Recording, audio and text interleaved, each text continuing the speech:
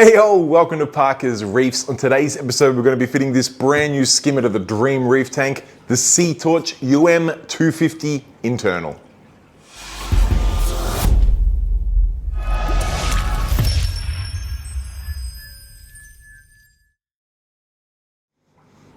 Alright, thank you for joining me on yet another episode of Parker's Reefs. And as touched on in the intro, well, I guess maybe if I go a step back from what I said in the intro, today I've got some bad news and some really good news. And the bad news is that my Cove skimmer unfortunately died on me about a month ago. The controller here got some water on it. I got the controller out as quickly as I could, put it in some rice, dried it off, cleaned the circuit board with isopropyl alcohol.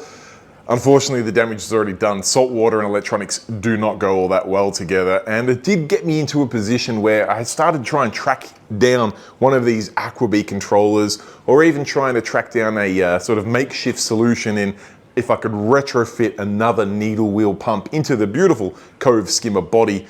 But it was right about that time that some advertising did come out around this brand new range of SeaTorch skimmers. And I've got to say, I run a range of other SeaTorch products that I'm super impressed with. So the opportunity to upgrade my skimmer, which was an absolute workhorse for the last 5 years, into something a little bit more modern that has a few more features that I'm really excited to check out, was way too good of an opportunity to pass up. So I guess here we are today. I'm going to unbox this skimmer. We're going to put it together. We're going to go through those features. Of course, we're going to fit it to the Dream Reef Tank and get that makeshift pump out of that Cove, get that out, put that in the shed, get this bad boy running, and hopefully watch all of those organics get sucked out of this tank and the pH go upwards. So perhaps we'll get this into the kitchen, because as you can see by the size of this box, this is a beast of a unit. And I'm not going to try and unbox it here, sort of hank it around the Dream Reef Tank. I'm going to go over to the kitchen over there where I've got lots of room, get these things out of the box,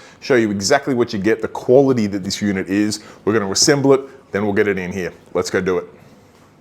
All right, here we are with the massive SeaTorch box. Now, I have to say that I did research very thoroughly before picking this unit, mostly around the footprint of the unit and whether it was going to fit in the compartment that I have for it in my sump. Now, I can say one of the huge key features of this new SeaTorch range is the configurable options they have of where the pump sits, where the pipes for the inlets and outlets and things like that of the skimmer sit.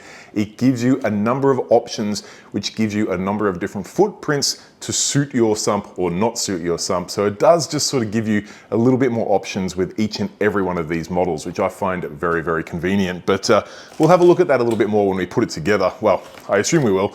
Let's open this massive box up and see what we can find. It looks like we've got a couple of boxes within a box here, and that's understandable because it's a massive box here. I'm gonna get these out. There's one of the big boxes, and this one's the bigger of the two boxes and probably the heavier. Oh yeah, this is a big bit of kit. All right, I'm gonna just yeet this box out of the way.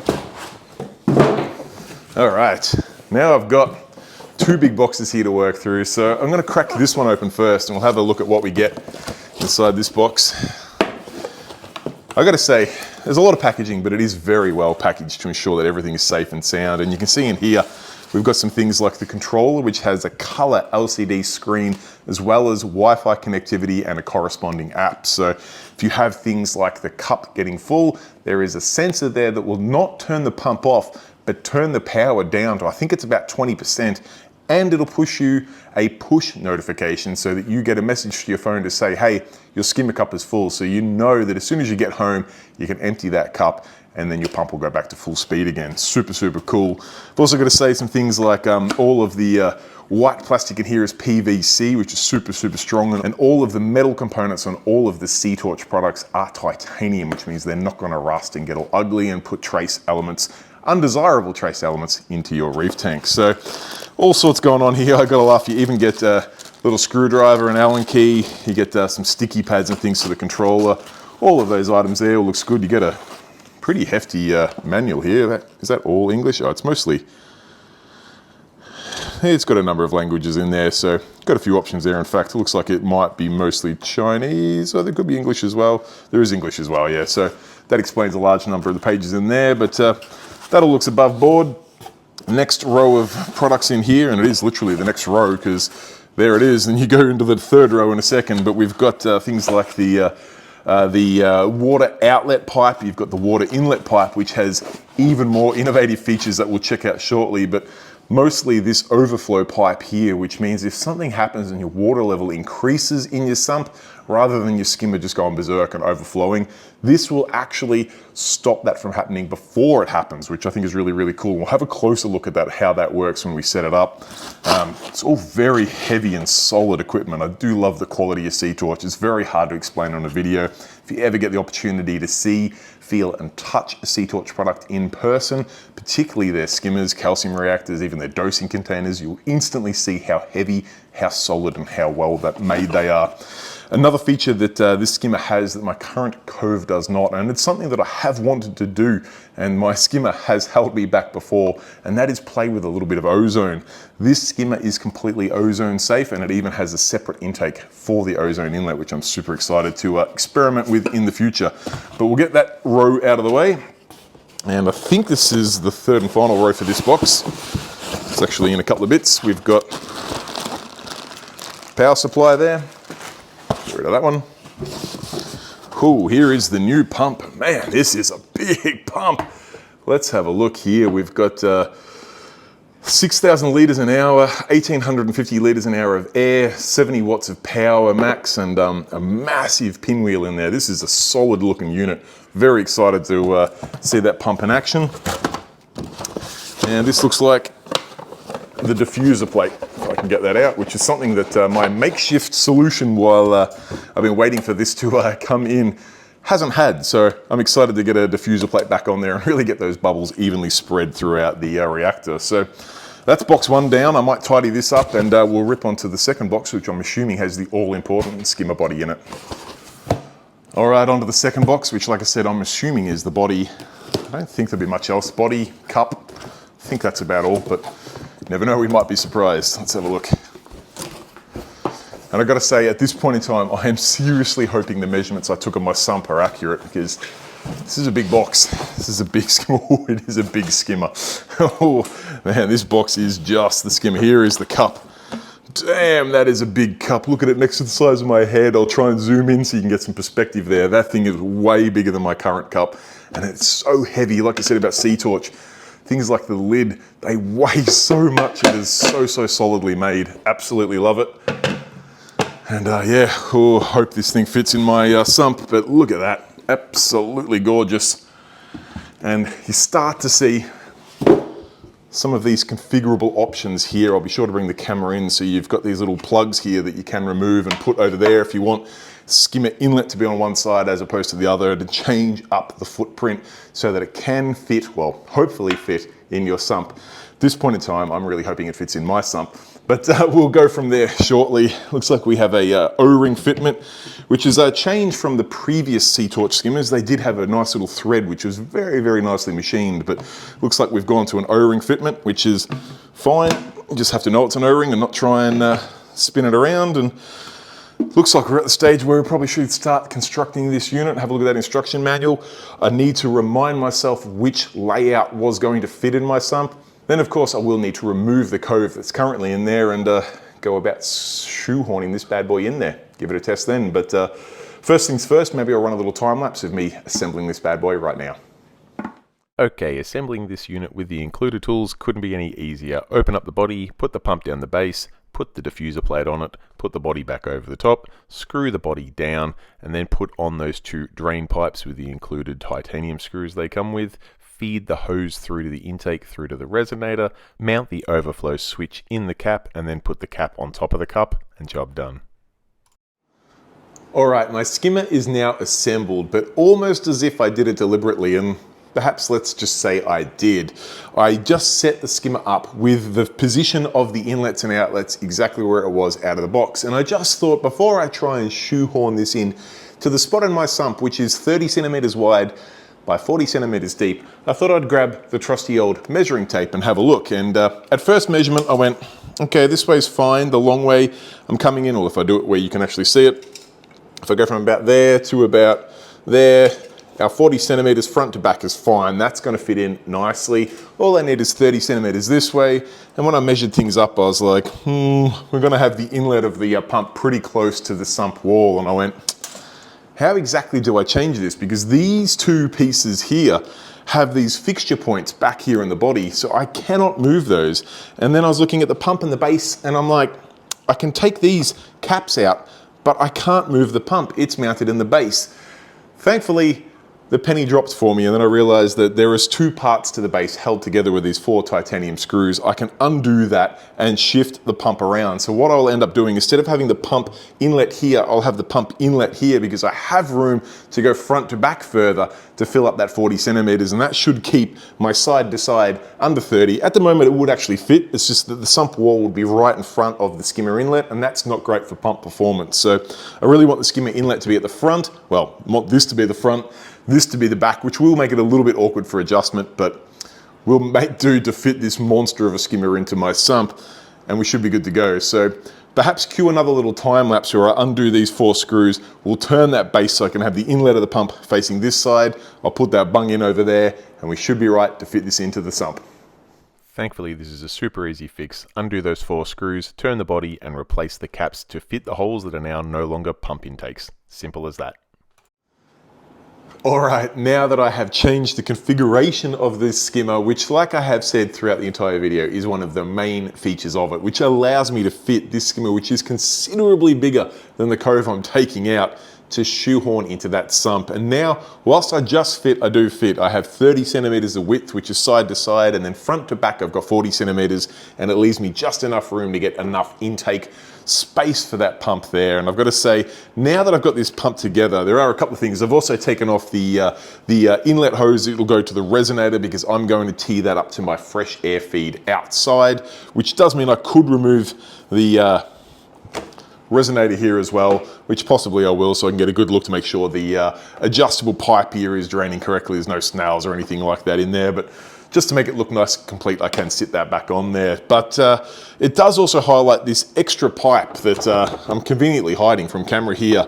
This one over here, which is a super unique feature here on the SeaTorch new range of skimmers, which I can't tell you much about it yet because I haven't tried it, but from what I've looked at in the instructions, what we do is we actually take this clear pipe off, and essentially once we get it running, well, you can leave that on for the time being, but lift this up as high as you like, because you do just slide it in there. It's got a sort of a O-ring press fit in there.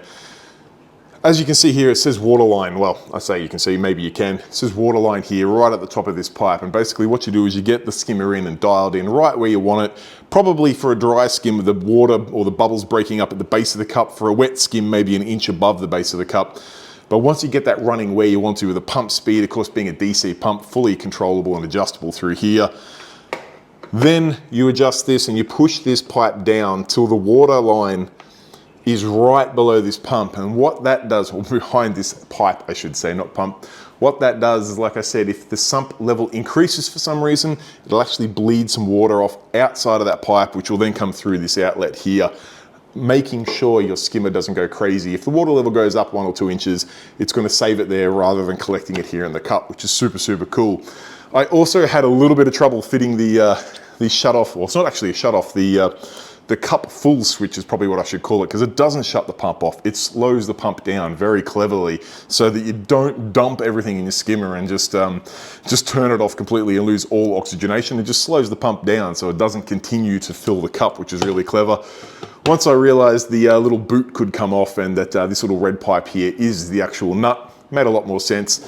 One of those things, I'm a middle-aged white guy, we tend not to look at instructions, and I really should. So once I looked at that, it all went together really nicely. And like I said, the base does come apart, and that is how you turn it to take advantage of these extra inlets and outlets on the side. To be fair, I've been calling them inlets and outlets. They are only optional inlets. Your outlets are fixed over here. You cannot move those, but you can make the inlet either this side, or this side. And that's what gives you configurable sizes or configurable footprint to fit your sump. Now, I've talked a lot about this fitting my sump. I think it's time I pull the cove out and see if I can get this in. I'm nervous, I can't lie, because this thing is massive. It's so much bigger than the cove. And my measurements, I've had the tape measure here, and I've double check, triple check that I've got the pump configuration the way I want it now, and by all readings it should fit. It's just one of those things, do we have the room? So no time like the present to go suss it out. I'll take the camera over to the sump and I'll get that cove out, and we'll go from there. Let's have some fun. Okay, step one is to remove the old and slightly inoperable cove skimmer, which has done a great job for 5 years, but this is the real test, is can this new SeaTorch fit in there? And thankfully it does. This sump was custom built specifically for that cove skimmer, but thankfully the SeaTorch shoehorns in there like a dream. Now let's fire up, see how she performs. All right, hopefully you can see what's happening in here now. I do have this huge skimmer shoehorned in here, hopefully giving me enough room at the front of the intake here for that pump not to get too restricted. I do have the water flow pipe here. I've got the clear piece here removed. I'll put that on once I dial that in. I've got the skimmer cup removed, obviously just for the time being, but I do have the lid here with the float switch just to make sure that that's all plugged into the controller. I'm not sure if the controller cracks the SADs if that's not plugged in. I'm assuming not, it would just close the loop, but I figured it's probably not a bad thing to do just to make sure I can demonstrate the operation of that. And obviously I haven't set up the app yet, but I think it's probably time we hook up some power and just see what exactly we get, because I don't know yet and I'm a little excited. So let me plug some power in, screw down that connector, and let's have a look. We get this incredible color screen. I've still got the protector on there. Look at that. It's got a picture of the skimmer on there. See if I can get a little bit of cable length so you can see. It's got the UM250-In. It says 100% power there. Super, super cool. Now, I'm going to press power, I assume, and we get a little symbol to say that the pump is running, and hopefully very shortly it will.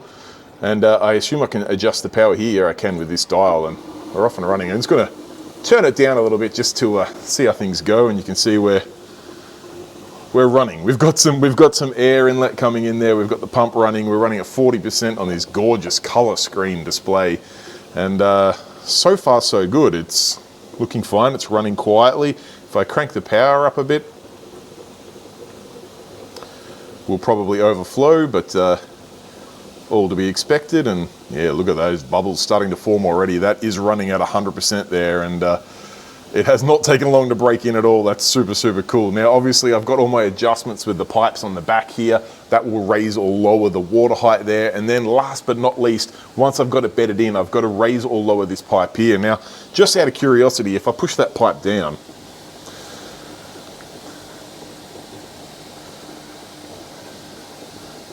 I should, in fact, the water level there at that pipe that's about as low as it can go, and that's at the point where it's about to overflow there. So you could set it up to be as low as that, but I think what I need to do now is to get the cup on this, really dial this skimmer in, and get it doing its work. So bear with me, maybe one more quick time lapse, and then I'll touch base with you once I've got this bad boy running just the way it should.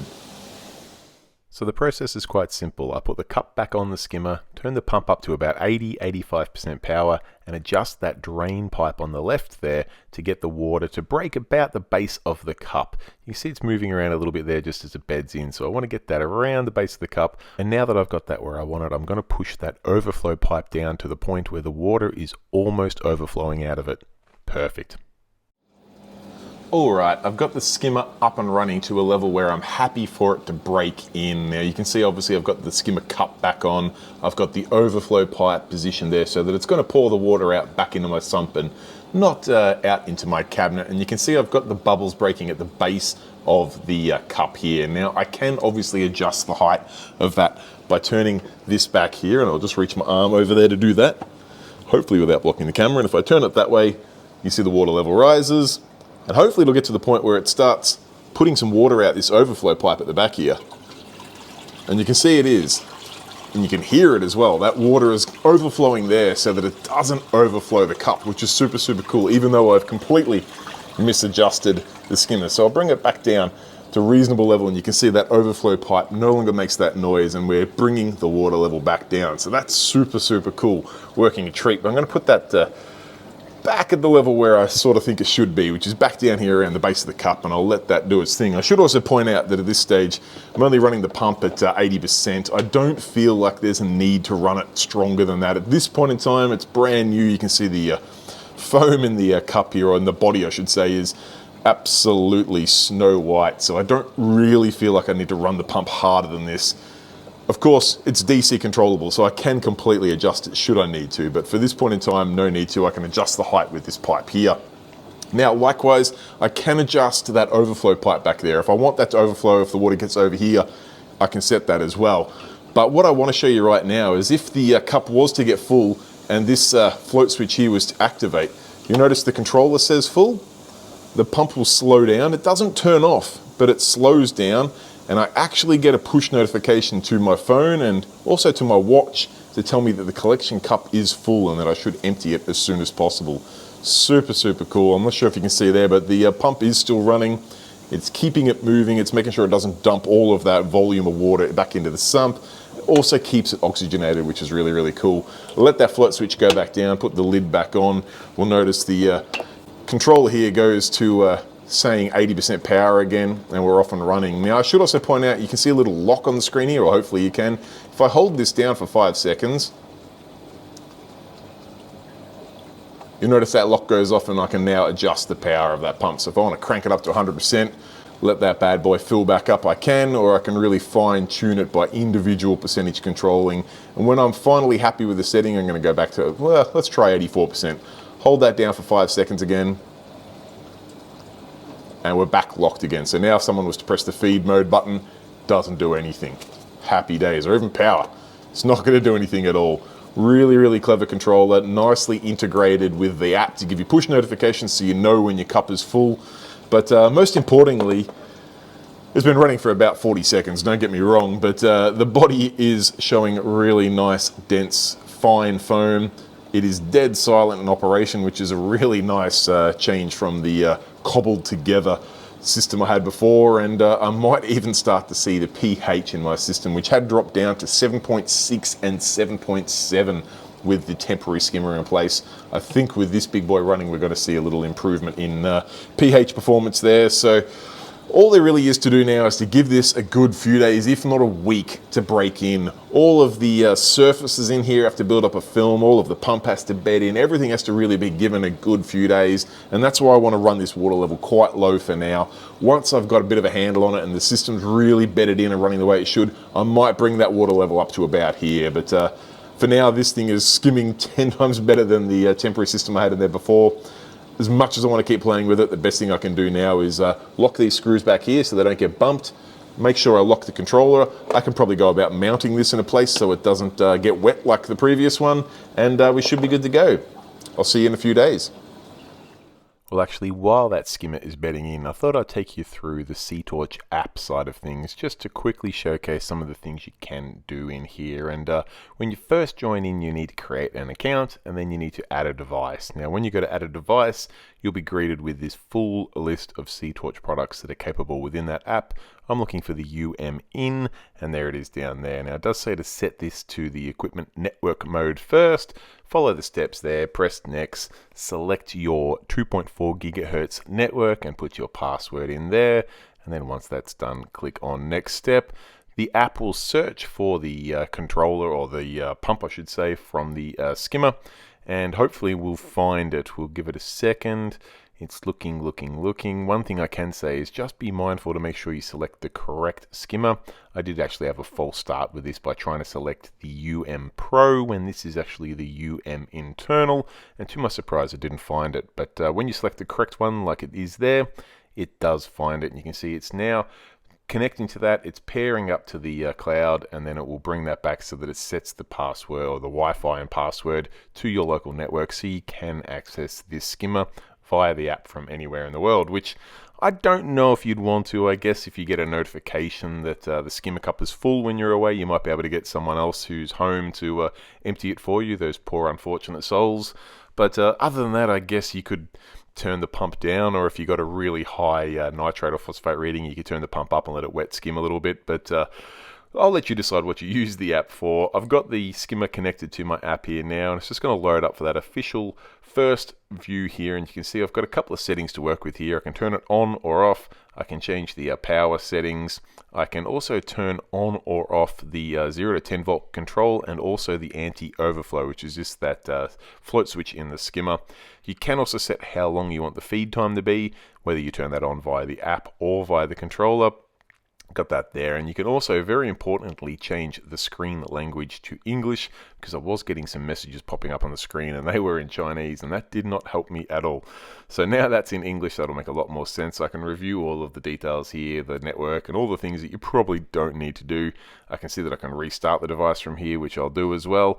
But all in all, it looks like it works as you would expect. Like I said, you're probably not going to be changing how much power you're running through your skimmer or anything in the app, but it is important to set it up so you can get those push notifications when that skimmer cup is full, if that skimmer cup gets full, because what I do in my situation is I actually plumb the skimmer into the drain so that by all means it should not actually ever fill up. However, if it was to go crazy and it was to fill up really quickly, it will turn the skimmer off and send me, well, turn it down and send me a push notification. But you can see here the skimmer's been running for about an hour to maybe an hour and a half at this stage, and it has already bedded in very nicely.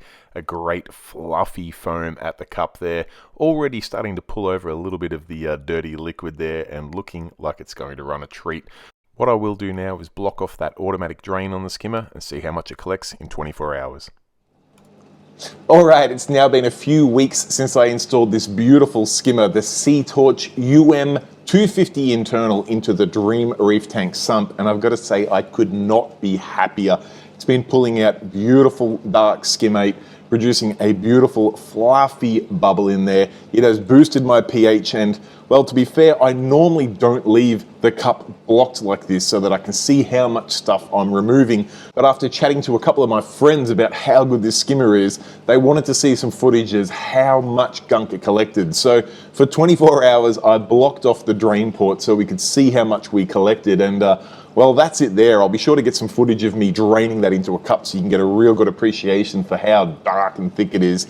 And I've got to say, that's with a pretty much an in-between mix of wet and dry skimming. I've got it about halfway. So all in all, I think it's performing absolutely flawlessly. Now, if I go back to give a bit of a summary around the skimmer, I guess there were a few marks that I really wanted to tick off when replacing the skimmer that unfortunately had failed for me in the Dream Reef Tank. Now, first of all, and thankfully it's one of the main features of the SeaTorch, was I needed something that was going to fit in the space that I've got in this beautiful custom-built Hamali sump. And I can say that whilst I was super anxious about it, and whilst I did initially configure the skimmer of the pump in different spot where it was not going to fit in all that well, technically it would have fitted in, but it would have been hard pressed against the acrylic wall there, which wasn't really going to work all that well for the pump. Using that configurable footprint, I was able to get this skimmer into the sump and get it working perfectly. Now, if you have a look at the full range of the brand new SeaTorch skimmers, I'm pretty sure each and every one of them has that configurable footprint, which you can have a look at the different dimensions for each one of those skimmers, which may just allow you to go one size up in your skimmer, because you can turn things around to make it work with the footprint you have available in your sump. And that is a huge, huge plus that I can't say that no other skimmer on the market has that feature, but definitely not many do, and it's a really, really important thing that I think is something that's probably going to change the way skimmers are made in the future. Now, secondly, I needed something high quality. They don't call this the Dream Reef Tank for nothing, and that's because I don't put cheap and cheerful products on there. I like to have something very, very good quality in there, but at the end of the day, as much as I'd love to be, I'm not made of money. And the SeaTorch skimmer here ticks both of those boxes. It is supreme quality. It weighs an absolute ton, despite having all titanium bolts on it. All of the PVC and acrylic on this thing is super, super solid. You can tell it has been built to last a lifetime, and that's something that I'm very, very excited to see. And just the feel that you get working with SeaTorch products. It also matches all of my other SeaTorch products, including my dosing containers, my calcium reactor, and my calcium reactor expansion container. So it fits in with the theme very, very nicely. And I was going to say most importantly, not always most importantly, but it's, let's face it, it's a factor. Price-wise, this bad boy is not that expensive at all. You can buy them directly from SeaTorch with worldwide shipping available. I'll show on screen the price in Australian dollars for this one for you now. As you'll see, it is not outrageous in its price, particularly for the features and the quality that you get. And obviously those skimmers will vary in price depending on the size and model you pick. But for my guy here, it's $1,700 Australian. Absolute steal in my books. There's not a lot that can compete with this for this price point this size and this quality. In fact, I struggle to think anything that will compete with it. Now, leaning on a little bit from the build quality is the ability of this unit to have ozone added. I've long wanted to put ozone onto the Dream Reef Tank. Unfortunately for me, my previous skimmer was not ozone safe, and technically you could put ozone on it, but it would just disintegrate the skimmer in probably weeks, months, at most years. This guy here is completely ozone friendly and even has an ozone inlet port down there, which means yes, I can look to add a little bit of ozone onto this tank in the coming, I was going to say weeks, but realistically probably months. And we'll see that skimmer get even darker production then as it pulls out even more organics, which is going to be super, super exciting. So that was another feature that I really wanted to tick. And then going on from there onto some of the other features that I think are really, really important. The DC pump. Whilst I don't think it's absolutely necessary to have a DC pump on your skimmer because you've got other adjustments available, being able to adjust in 1% increments to get that bubble breaking exactly where you want it is definitely worth its weight in gold. Is it 100% necessary? No, but it's very, very handy because sometimes with that water height adjustment tube, you get to the point where the tiniest little crack one way is too much and the tiniest little crack the other way is not enough. Being able to adjust in individual percents via that controller or via the app is super, super handy. And speaking about the app, whilst I will say that I think most of the features there are probably not necessary, I personally don't think I'm going to be adjusting whether the skimmer has a 0 to 10 volt input, whether I want the shut-off valve to work or not, or even the power of the skimmer remotely. I absolutely love the push notification that you get when that skimmer float switch is activated. That is the sort of thing that you can then reach out to someone who is home and say, hey, can you check the skimmer for me? And if it is full, can you empty it and get that skimmer running again? Rather than having to wait a day, a week, or whatever it may be that you're away from the tank, you can get that addressed ASAP. And then just to add another little layer of perfection to that, when that float switch does get triggered, it doesn't turn the skimmer off. Doesn't shut everything down, which is what some other options do. They kill the power to the skimmer, stop it from overflowing, everything's happy. However, your skimmer's no longer running and you're no longer oxygenating your water, which can cause all sorts of other problems. The SeaTorch is smart enough just to dial that power down so that you're not going to overflow your skimmer, but still aerate your water. Huge tick in my book and absolutely worth the entry price alone if you're looking for that sort of feature on the skimmer. Now, last but not least in the innovative range of features on this skimmer is that, I'm going to call it mechanical overflow device, where you actually have a secondary exit pipe on this skimmer where you can set the water level that if something was to go wrong, whether your sump level was to increase too much or there was some sort of blockage, or maybe you didn't put the lock on the controller and someone turned it up and it went rogue, or you bumped the adjustment pipe on the other side there without noticing.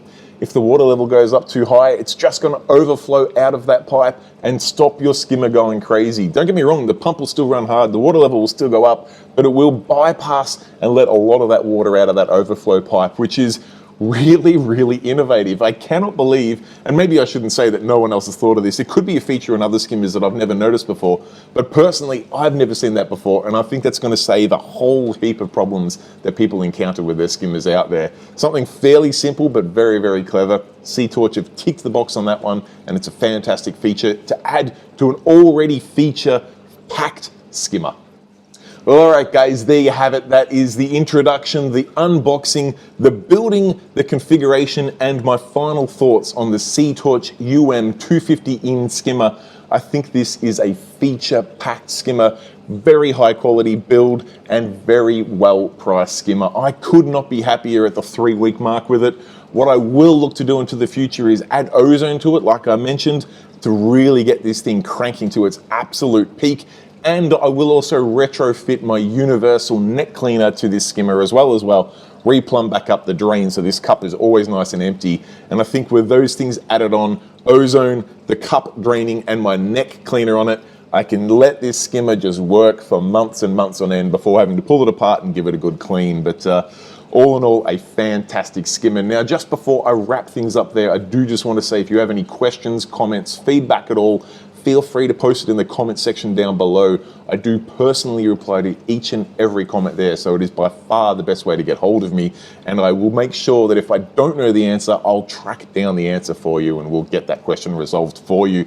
And just before I do wrap things up, I want to give a massive shout out to these names somewhere on screen here. These are my channel members who chip in a couple of dollars each and every month to make it possible for me to bring videos like this one and buy the latest and greatest gear to showcase with you guys on YouTube for free of charge. So a massive round of applause to each and every one of my channel members who really do make this channel possible. So thank you very, very much. Last but not least, if you're not a channel member and you want to support the channel, but you don't have a couple of dollars to spare a month, I completely get you. You can subscribe to the channel by hitting the subscribe button in that bottom corner down there. That does not cost a single cent today, tomorrow, or in the future, but it goes a long way to supporting the channel, telling that YouTube algorithm that we should recommend these videos to more people. And currently we are so close to 35,000 subscribers, so maybe you might be the one that ticks it over the edge. Now guys, I think I should probably wrap things up there. I want to get to work on re-plumbing up the drain to this skimmer so I don't have to smell this horrible skimmate. I don't know how you guys do that. I'm used to having an empty cup there, and I tell you what, it makes life in this sump, particularly when your nose is this close to the skimmer, considerably better. If you haven't done a project like that, please consider it. It makes things way, way better. Anyway guys, till next time, stay safe, keep reefing. Cheers, bye.